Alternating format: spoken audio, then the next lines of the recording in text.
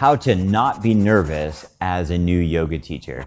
Lucas here with the Yoga Teachers College, and we train a lot of new teachers, and one of the common complaints and worries and concerns is that new teachers, they feel nervous. They hear the nervousness in their cracking voice, they have sweaty palms, and they're worried that their students perceive it and it lessens the quality of their classes. And you know what? You're probably right. So here are 3 tips that can help you get rid of nerves during your initial classes.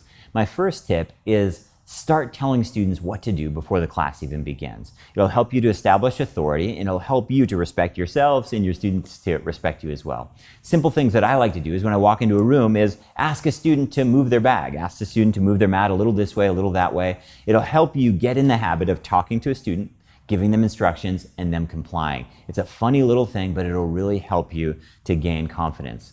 The second thing that you should do is make sure to open your mouth and start talking before class starts. If there's no one to talk to, walk up and talk to some random person. Hey, it's Lucas. Welcome to Flow class tonight. Is this your first time here?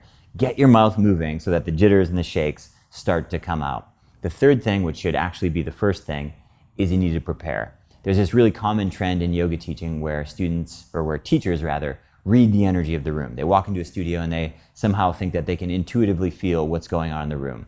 The reality is you have no idea what's going on in the room. What's going on is you didn't prepare. You need to come in with your class structure prepared in advance, and then you can modify and adjust based on the people in the room.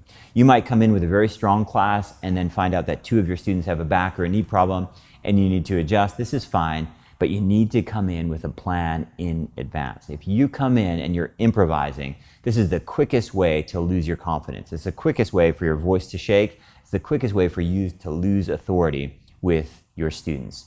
If you're a new teacher, I'd also encourage you just to embrace the awkward, meaning those first classes, they will be awkward. You will be embarrassed. You will have some nervousness and you will have some mix-ups. And it's totally okay. Most of the time, your students won't even notice. Most of the time, your students aren't even in the room with you. Their mind is focused on their home or their work. Only about 50% of their consciousness is even in the classroom. So give yourself a break. But hopefully those 3 tips will help you along with your journey.